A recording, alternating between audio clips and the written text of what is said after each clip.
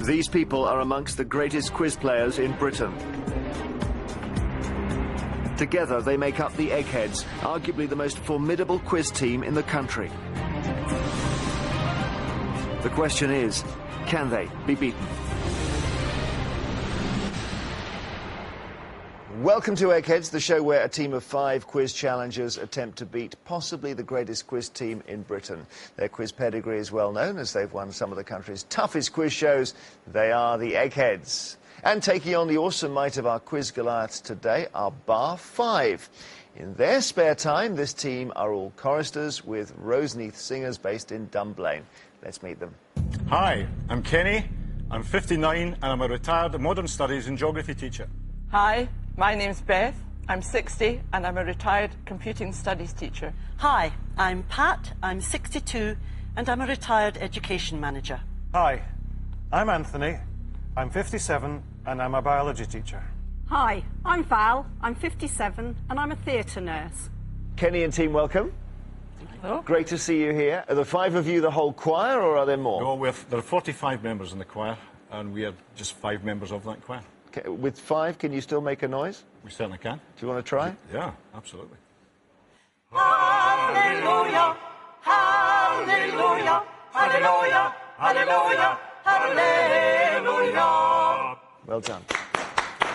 You were going for it there, Kenny, I can see. Yeah, You absolutely. really were. Oh yeah, got to go for it. Every day there's £1,000 worth of cash up for grabs for our challengers. However, if they fail to defeat the Eggheads, the prize money rolls over to the next show. So, Bar 5, the Eggheads have won the last 15 games, which means £16,000 says you can't beat the Eggheads. How about that? You're on a bit of a run. See what you can do. First head-to-head battle is on the subject of film and television. Who would like this? Who would like to do that, do you think? Film and television. Well, Kenny? I don't want to do that one. No? Oh, have right. to do it. I'll take it. Yeah. Val's Good for you. Val? Well done. Val against which Who do you Egghead? think I ought to take on? Barry. Barry, I think. Barry. Barry? OK. OK, Val from Bar 5 versus Barry from the Eggheads. And to ensure there's no conferring, please take your positions in the question room. So you're not Scottish originally, Val? No, I'm from England. And what are you doing up here? We've semi-retired up here, my husband and I. And he's Scottish anyway, so he's returned home. There's a lovely line here which it says you enjoy walking and you tend regularly to your landscape gardens while listening to Radio 4. Absolutely. Sounds like the perfect life. Yes, my friend. All right, well, let's see how you do on film and television against our Egghead, Barry. And you can tell me whether you want the first or second set of questions. I'd like the first set, please. Here we go, and good luck to you. The TV series Waterloo Road is largely set in what type of establishment? Is it an airport, hospital, or school? I've never seen this programme, this series, Waterloo. I've not really seen any airport series. There's lots of hospital series. I'm going for school. School is correct. Oh, well done. Thank you. Sigh of relief. Barry, the BBC comedy drama Rock and Chips told the story of the earlier lives of characters from which sitcom? Only Fools and Horses, Fawlty Towers, or The Young Ones? Oh, I saw this episode and it was surprisingly absolutely first class. It was Only Fools and Horses. Well done, Only Fools and Horses is correct. Val, which actor starred in the films Transformers, Disturbia and Eagle Eye? Is it James McAvoy, Shia LaBeouf, or Hayden Christensen? Well, I'll have to show my ignorance here and say that I've never heard of any of those stars. I'm just going to say James McAvoy. No, you've got it wrong. Any Eggheads know? Shia LaBeouf. Yeah. Shia LaBeouf. Bad luck. Barry, who played the title role in the 1980s TV series The Monocled Mutineer? Is it Paul McGann, Sean Bean, or Robert Carlyle? Oh, I believe this is one of the extremely talented McGann brothers. It was Paul McGann. Paul McGann is correct. You're in the lead. Val, got to block him at the pass. Which English actor played the Brahmin scholar Godbowl in David Lean's film A Passage to India? Is it John Mills, John Gielgud, or Alec Guinness? You see now, they're all of an age, aren't they? I'm going to select Alec Guinness. Well done. Alec Guinness is the answer. Because that's going back 30 years, is it? 1984. 84. Barry, your question. Who directed the films A Cock and Bull Story, 24-Hour Party People, and A Mighty Heart? Was it Joe Wright, Jonathan Glazer, or Michael Winterbottom? I'm going to go for Jonathan Glazer, but I'm not at all sure on this. So these are all sort of trendy British films, are they? Yes, indeed. Jonathan Glazer is the wrong answer. Michael Winterbottom is the answer. So, well done, Val. You've kept him on 2 points. And we go to sudden death, and it gets a bit harder because I don't give you alternatives, okay? Yes. Are you ready? Yes. How do you explain school to a higher intelligence? Is a quote from which 1982 film? Well, that sounds as if it's presumably then a sci-fi film. I can't think of any films from that era, from that time. Star Wars. Close. E.T. The Extraterrestrial, directed by Spielberg. Barry, your question. The Farewell Chat Show, recorded by which interviewer, was broadcast on ITV in December 2007? If you get this right, you're in the final. Farewell Chat Show. I wonder when Michael Parkinson finished. That would have been about that period. I'll go for Michael Parkinson. Studio guests were David Beckham, Peter Kay, Billy Connolly, David Attenborough, Michael Caine. The interviewer was Michael Parkinson. Well done, Barry. You've taken the round. Sorry, Val. You're not in the final. And Barry, our egghead, is. There's plenty of time for your team, though. Do both of you please come back and rejoin your teammates. So, as it stands, the challengers have lost 1 brain from the final round, whilst the eggheads have lost no brains. Our next subject is history. Which challenger would like history? Well, I'm loaded. Kenny, is it not? I think it's Yes. Kenny. Yep. Looks like it's going to be me, Jeremy. Okay, against which egghead, Kenny? I'll take on the lovely Judith, I think. All right, Kenny from Bar 5 versus Judith from the Eggheads. Please go to the question rooms now. Judith, is Eleanor with you? I hope so. I'm say a little prayer. You know about this story, Kenny? No? Well, when she won Millionaire, she won it on a question about Eleanor of Aquitaine, Yeah. who is now Judith's patron saint. See. Well, I'd visited her tomb 2 months before, which was the most extraordinary thing. That's why. Was looking after me all the way through. All right, so 3 questions on history in turn. Kenny, would you like the first or second set of questions? I'll go first, please, Jeremy. Here's your first question. Good luck. In 1964, which American president declared a war on poverty in his first State of the Union speech? Lyndon B. Johnson, Dwight D. Eisenhower, or Richard Nixon? Well, it's too early for Eisenhower. Johnson came after JFK. And I'll go for Lyndon B. Johnson. That's the right answer. JFK assassinated in 63. Was this 64? Would this have been his... I guess this is when he's re-elected, is it? The For the first time. State of the Union address is always given in late January, thereabouts. So this would only have been a couple of months after the assassination. But it's a regular annual fixture, so it would have fallen due. So before he was elected president, and after Kennedy was assassinated? It was before he was elected, yeah. It was when he succeeded as vice president. Yeah. Judith, your question. The Battle of Mortimer's Cross in 1461 was part of which larger conflict? 100 Years' War, Wars of the Roses, or the English Civil War? I think it was the Wars of the Roses. The Wars of the Roses is correct. Back to you, Kenny. During World War I, in which country did German forces dig the defensive barrier known as the Hindenburg Line? Was it Belgium, France, or the Netherlands? I don't really know. I don't think it was France. I'm going to go for Belgium. Any of your teammates know?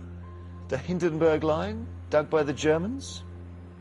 The Netherlands. Netherlands, you'll say. No, it's not the Netherlands, it's not Belgium, it's France. Kenny. So, Judith, you have a chance to pull ahead here. In which English port did the future King William III land in November 1688 with the intention of overthrowing the Catholic King James II? Was it Chatham, Foy, or Brixham? Oof, dear. I think I'm going to make a mistake here. This is when my family arrived in England, funnily enough. Keppels were Dutch, and they came over with William of Orange. I think it's Foy. Oh, help. You never could pass down the family where they landed. Well, if I get it wrong, clearly not. Well, Brixham is the answer. Oh, no. Oh, dear. Family Oh, shame dear. is upon you. Yes, it is. Which relative will you have to apologise to? I don't know. I don't think they'll mind, actually. Kenny, in the 18th and 19th centuries, the English-born explorer David Thompson was responsible for charting and mapping huge areas of which landmass? Is it North America, Southeast Asia, or Antarctica?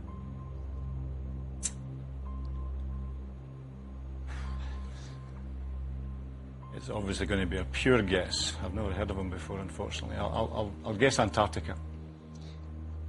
No, it's North America. North America is the answer. Difficult question, that. So, Judith, if you get this right, you're in the final round. The Berne Convention of 1886 was a significant milestone in the regulation of what? Shipping, prisons, or copyright? Oh, I think this is copyright. I think I read it the other day, the Berne Convention. I think it's copyright. You're right. It was copyright. So, well done, Judith. You've taken that round. And, Kenny, you won't be in the final round, I'm afraid. Do both of you please come back and rejoin your teammates? We may need to start singing again. I think that needs to, we need to Could be arranged. rock them back on their heels a bit. As it stands, the challengers have lost 2 brains from the final round. The Eggheads have lost no brains so far. Next subject for you is sports. Aha! You're off the hook, Judith.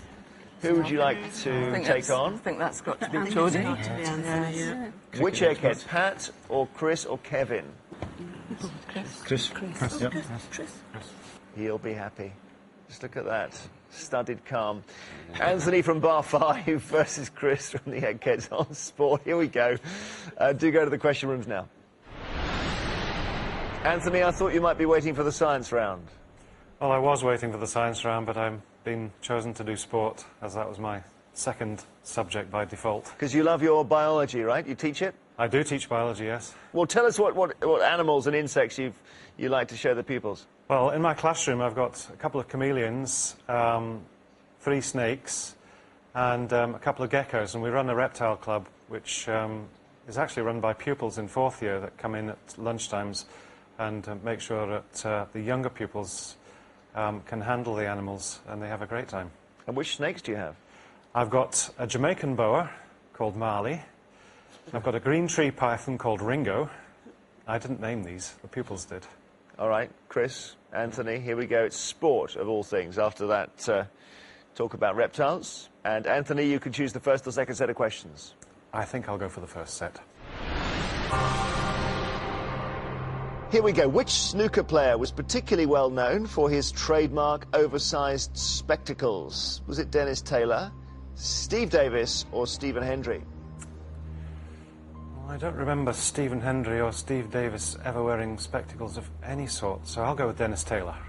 Dennis Taylor is right. Well done. Chris, your question. The Yas Marina circuit, which hosted its first Formula One race in 2009, is in which city? Kuala Lumpur, Abu Dhabi, or Istanbul? Well, it's not in Istanbul, and the Malaysian Grand Prix has been in Kuala Lumpur for quite some time, so it's got to be Abu Dhabi. Abu Dhabi is the right answer. Anthony, which course is home to the British Golf Museum? St Andrews, Wentworth, or Turnberry? I would expect it to be St Andrews, seeing as that's the home of golf, so I'll say St Andrews. And you're spot on. St Andrews is right. He's doing well. Chris, Hampton Court Palace in London is famous for having a venue for which traditional sport, which is believed to have been played there by Henry VIII? Is it fives, croquet, or real tennis? It's got one of the few courts in the country for playing real tennis. Real tennis is correct. Anthony, in cricket, how many penalty runs are awarded to the batting team if a ball in play strikes a helmet belonging to the fielding side that has been left on the ground within the field of play? Is it 3, 4, or 5? Well, I don't think it's 3 or 4. I'm going to say 5. You got it right. You must love your cricket. I mean, that is quite an obscure cricket fact, isn't it? Yeah, I suppose, but it does happen. So what, a fielder leaves his helmet on the pitch or something and the ball smacks it? A fielder who's been fielding at a different position may have a helmet and he'll take it off and it'll be put behind the stumps, and if the ball hits the helmet, it's 5 runs. Right. Never knew that. Judith, did you know that? Of course I knew that. Chris, your question. If you get this wrong, you're not in the final round. Which Premier League football manager caused controversy during a match in 2008 when he gave his side their half-time team talk on the field of play? Is it Phil Brown, David Moyes, or Harry Redknapp? Well, the only one I've heard of is Harry Redknapp, and he's too much of a pro to do something like that. Phil Brown, I don't think so. I'll just go down the middle, David Moyes. You're right about Redknapp. It wasn't him, but it wasn't Moyes either. It was Phil Brown, manager of anyone? Hull, I think. Hull? I think so. Yeah, it was Phil Brown. Chris, you've been knocked out. Anthony, you're in the final round. Well done. The choir is singing. Please come back and rejoin your teams. So, as it stands, the challengers have lost 2 brains from the final round, but the Eggheads have now lost a brain. It's getting interesting. Our last subject is food and drink. So, which of you wants this? Pat or Beth? I'm going to do that, Joe. Pat, okay. Can you find an egghead? Kevin? What a surprise. Pat from Bar 5 versus Kevin from the Eggheads on food and drink. Do go to the question rooms just to ensure there's no conferring. Okay, Pat, are you a cook? Yes, I am. I enjoy Great. cooking very much. And buying some hens, I gather, as well. Yes, because having retired, I've got no one to boss about, so I think it's a good idea to have some hens to dragoon into doing things. Okay, so 3 questions for you on food and drink, and Pat, you can tell me whether you want the first or second set of multiple choice questions. I'll go first. Pat, which creature is traditionally pardoned by the American president every November at a ceremony at the White House? Cow, trout, or turkey? Oh, there should be an obvious answer here, but you know I've never heard of this one. Well, it won't be a cow because it's not in India. I shouldn't think it'll be a trout. Probably the turkey. I'll go for turkey. Turkey's correct. Thanksgiving. Kevin, your question. What generic name is given to non-alcoholic drinks such as tonic water and ginger ale when they are added to spirits? Shakers, mixers, or blenders? Ah. Hear all these terms in relation to cocktails, of course. I'm not sure which one of those specifically applies to non-alcoholic.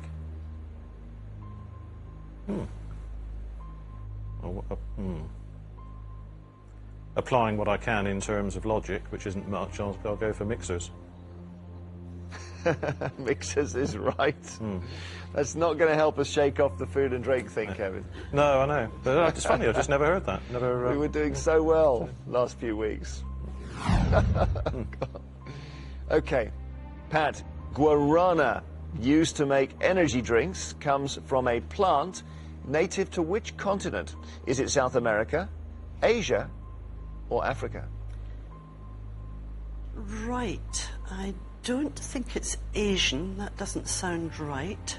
And I'm going to take a stab at it and go for, because it sounds a little bit Latin, South America? South America is correct. Oh, yes, good. Playing well. Kevin, the Hindustani Coffee House, believed by many to have been England's first restaurant dedicated to Indian cuisine, opened in which city approximately 200 years ago? Is it Birmingham, Manchester or London? Hindustani Coffee House. I'm going to have to...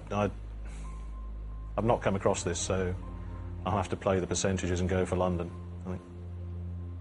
London is it right or wrong, Chris? It's right. It's right. So, Pat, there we are. He's, I won't say playing well, but he's got 2 points. Your third question. The Indian cheese surati, or surti, is made with the milk of which animal, Pat?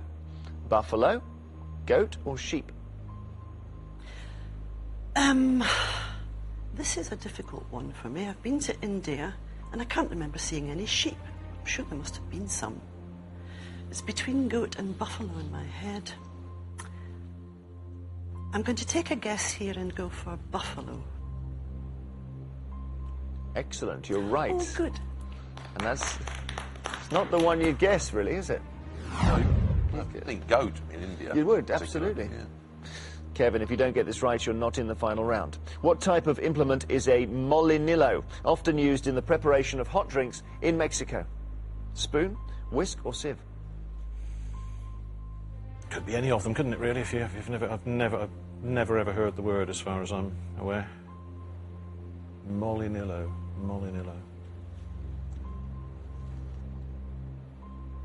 I don't know, so I'm just going to take a flyer on it. I'll try sieve.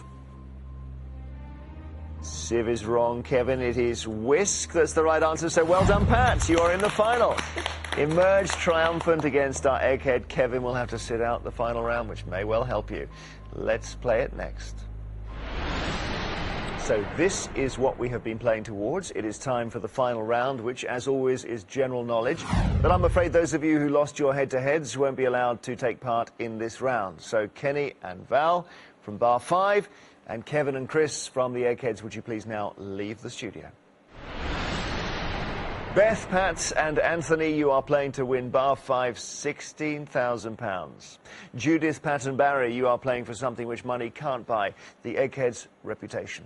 As usual, I will ask each team 3 questions in turn. This time the questions are all general knowledge and you are allowed to confer. So Bar 5, the question is, are your 3 brains better than the Eggheads' 3? Don't sigh. Would you like to go first or second? I think we'll go first, please. Good luck. £16,000. Goodwin Sands, an approximately 10-mile stretch of sandbanks, lies just off the coast of which English county? Kent, Lincolnshire, or Somerset? I think that's... Is it Kent? I think we should go with that. I think that's it. Shall we? We'll go for Kent, please. Good on you. You're right. Kent is correct. Eggheads. In North America, a fender bender usually refers to an accident involving which form of transport? Is it planes, trains, or automobiles? Well, fenders are bumpers, so it's Cars. automobiles. It sounds slightly trivial as well. I mean, so whereas there aren't many trivial plane crashes or train crashes. That's true. So it must be a shunt. Automobiles. Yeah. Yeah. Yeah. We think it's automobiles, Jeremy. Automobiles is correct. Okay, Bar 5. Found in arid parts of Mexico and the southwestern United States, what type of creature is a chuckwalla? Is it spider, bird, or lizard? We have an expert on creepy crawlies with us. Yes. Isn't that I fortunate? would say a lizard. It's a lizard. It's a lizard. Post. It's lizard. You're right. Yes. How handy is that? You've probably got a chuckwalla in your collection. No, Anthony. I don't have a chuckwalla in my collection. But you knew But we straight might away. get him one now. I think, well, yeah, that's true. Okay. Eggheads. Which comedian is associated with the catchphrase, "Can we talk"? Ruby Wax, Joan Rivers, or Sandra Bernhard? Never heard of I something. think that's Joan Rivers. What makes you sure of that? I have a picture of her in my mind of her saying it. Which I'm sure of it. You think? Yes. Okay. Joan Rivers? We think it's Joan Rivers, Jeremy. I noted the discussion. Barry was very certain. Fortunately, he was right. It is Joan Rivers who says, can we talk? Well done. OK, your third question. Do try and get this one right. I know you will, because otherwise they can catch you on the corner. The jazz musician Stan Getz was famous as a virtuoso on which instrument? Is it piano, guitar, or saxophone? Saxophone came to mind straight away with me. Yeah. What do you think? Yeah. Will we just go with the gut reaction? Really should know this. It's not piano. Let's go with saxophone. Okay. Yeah. Saxophone's our answer. OK, saxophone. You've gone with your gut reaction, and we've seen many times in this game people have an instinct, and once they inquire into it, the instinct sort of disappears and they can't work out whether they were right or wrong. But you were right to go with it. Saxophone is right. And if you talked about it for 5 minutes, I bet you would have changed your minds. Saxophone is correct. Well done. You got 3 out of 3. Can't do any better than that. If the Eggheads get this one wrong, then bar 5, you've won £16,000. So you can now relax, because it's all in their hands to mess it up. The Waikato River, the longest river in New Zealand, enters the Tasman Sea at a point just south of which city? Is it Christchurch, Wellington, or Auckland?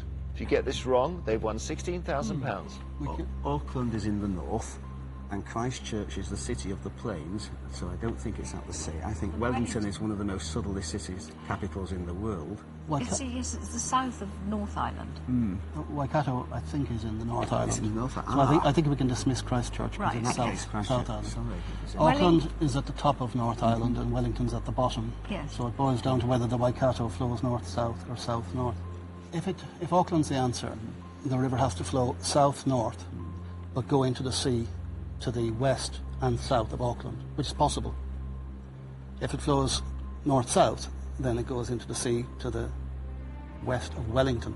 Now, Wellington is on the south coast of North Island, but it isn't at the... there is scope for the river to get in below it. It's a bit tricky, really. I think I've looked at maps of Auckland, and I'm not sure I've seen the Waikato River featuring. But I have a suspicion Waikato province is towards the north of the island. Does that lead us to go for Auckland or Wellington? Not necessarily. What do you think, Judy? I don't know. Your instinct was Wellington, wasn't it? You know? No. Well, I don't think I've seen it on a map, and I've looked at a map of Auckland. So I think we'll have to go for Wellington, but we're very uncertain. The Waikato River enters the Tasman Sea at a point just south of Auckland. Congratulations, challengers. You've just won £16,000.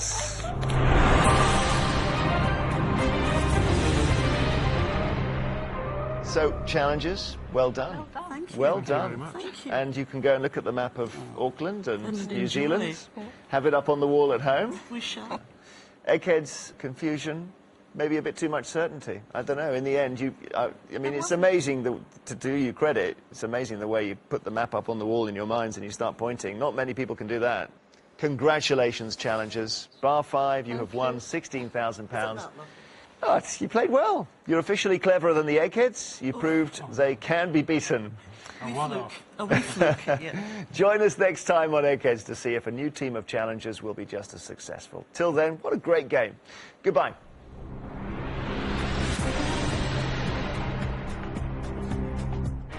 Expect questions on the men who bombed Germany at 8 as more brave contestants take on that chair in Mastermind. Next, Pembrokeshire's the final leg of the journey for BBC Two's very own Van Man.